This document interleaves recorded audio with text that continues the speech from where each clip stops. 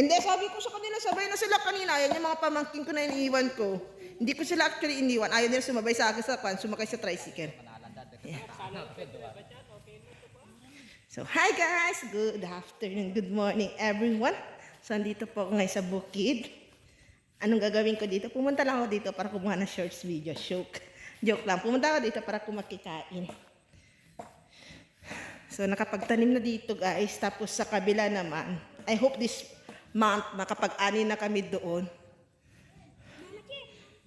Po! Marami ka nakuha ang basikol. Ayan yung baba po namin. Ayan, kunin po yung bisa, baby ko. Naglalakad, oh. Kunin mo yan. Ayun, yun, isa. Naglalakad. Sayang yan.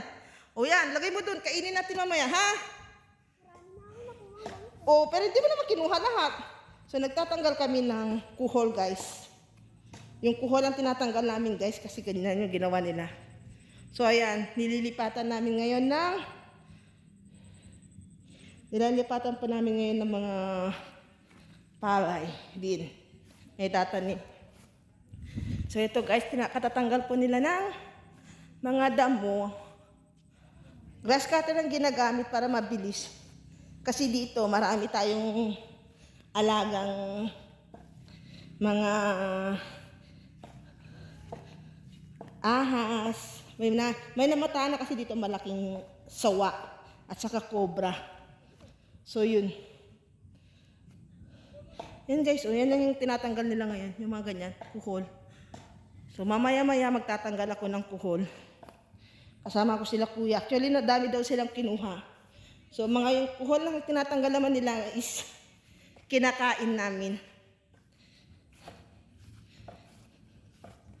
Dinala ko na dito sa Hani, pero hindi kami nakapasok dito kasi actually, nung time na papunta na kami dito, biglang sumakit yung tiyan niya.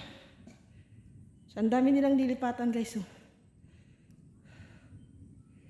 Yan. Kinain lahat ng kuhol yan. Actually, kuhol lang lahat ng gumawa dyan. So, it's time to replant. We call it replant.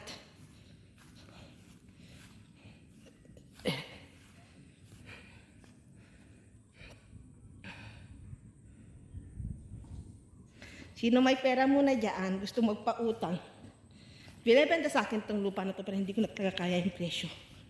As in, suntok sa buwan kasi ang presyo. Kung noon, kayang-kaya sana. Pero ngayon, biglang boom kasi ang pan namin, ang lugar namin. So, nagmahal din. So, yan. Ayan yung bata din nagre-replant po. Anong gawa mo dyan, Ashley? Nagtatagal ka ng kuhol? Replant. Replant ka? Nagre-replant ka? Ah, okay.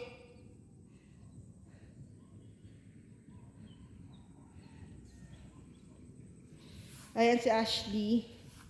Anak ng kasama ng kuya ko sa trabaho. So, papa's girl yan, guys.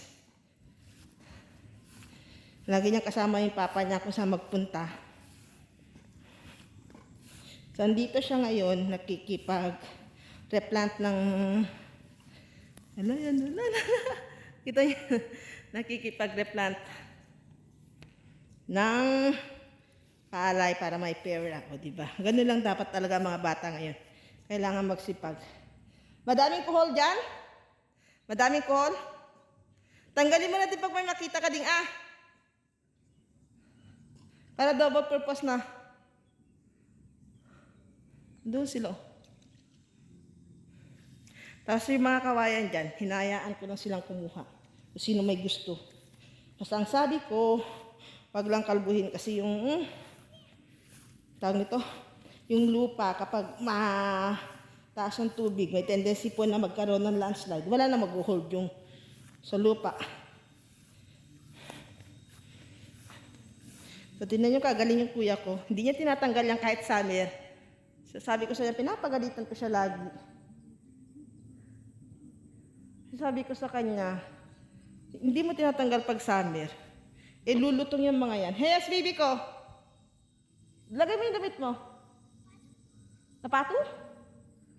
Why? Po! Ang dami nga din dito, baby, oh. So, ayan guys, madaming kuhol dyan. Nakikita nyo.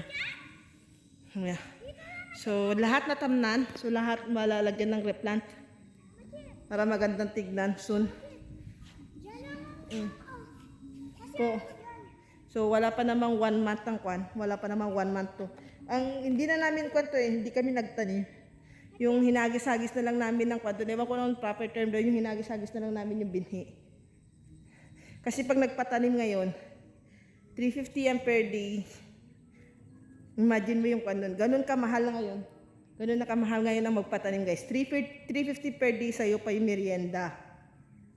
Fertilizer mo pa. Buti nga taon nito nakabili ako ng kuliglig. Yung rotor na siyang napapakinabangan talaga ng kuya ko. So, talagang sulit na sulit niya yun. Hindi na siya mamodrema. Pero kapag nagkaroon ng aberya, yung tawag nito, yung kuliglig na yun, siya nagpapaayos na.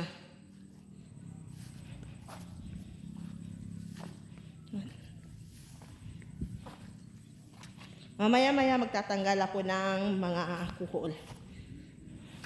Buti hindi ako nagputi kasi balak ko talaga magputi na pumunta ngayon dito. Maarte ako eh. Pero kapag nakaputi ako, expectan nyo na yun. Magiging kulay brown yun. Ang dami nilang ire-replant to. Kung kita yung mga kalbo na yan, yung mga tawag ito, yung mga walang tanim talaga, inubos lang ng kuhol yan. Ang dami nilang kuhol. Actually, araw-araw may kumukuha ng kuhol dito eh. Hinahayaan lang namin silang kumuha, tapos sinasabihan lang namin sila na wag tawag nito, wag tapak-tapakan yung mga pananim para hindi din kawawa.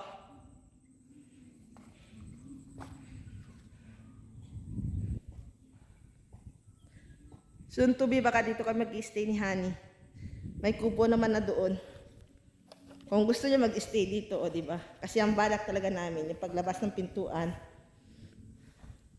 is tawag nito, makikita na namin yung mga pakikita namin yung bukid, ganyan. Tapos mahilig siya magtanim-tanim ng mga kung ano-ano. So, pwede siya makapagtanim dito sa may mga pilapil. Pwede siya magtanim ng mga sitaw, ganyan. Punta na ako dun. Ang hirap maglakad. So, andun na sila. Andun yung kuya ko. Ang hirap maglakad.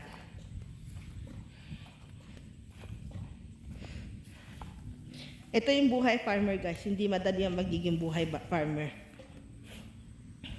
Kailangan mo talaga magkaroon ng pondo. Kasi sa mahal ba naman ang bilihin ngayon?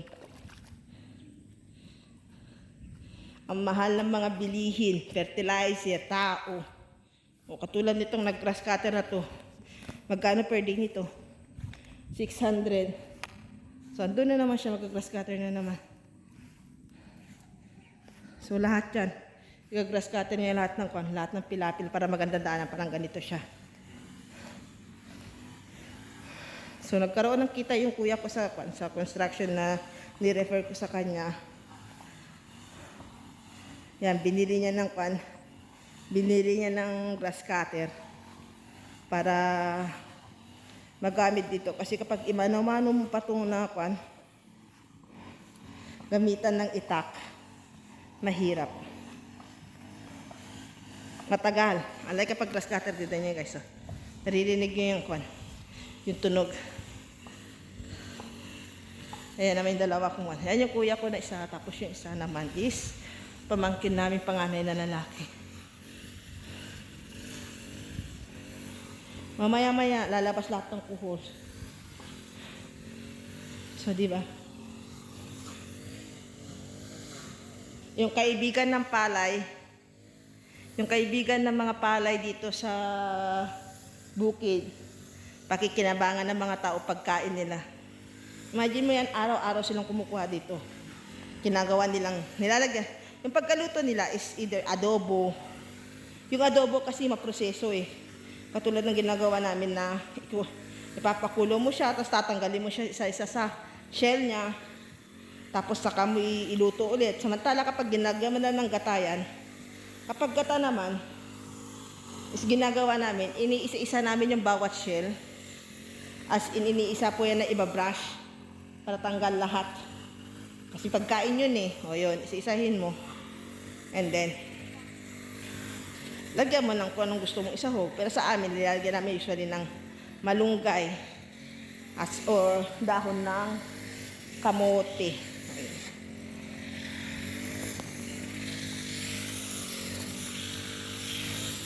Anong ginagawa niyo dyan?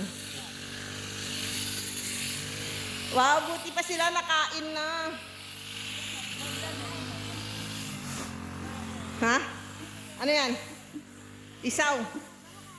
Nakain na sila, guys. Ano, senyor?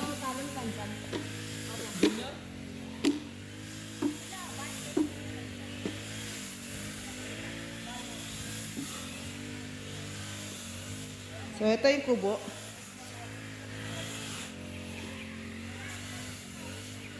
Pwede kang mag-stay honey dito. Dito kayo matulog. So, ayan siya. Andyan na yung ibang fertilizer. Yung ibang fertilizer na doon para dito sa palay is nasa bahay. Nasa 15 kaban yun. So, ayan. Ito yung sa loob ng kubo, guys. Ayan. May kulambo. May unan na siya. Ayan siya. Diba? Ang cute-cute lang.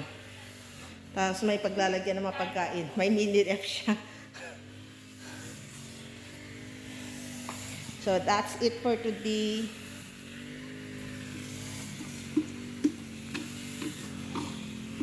Na. I think sila yung lumabas. May nakita akong kotse na palabas. Lumabas.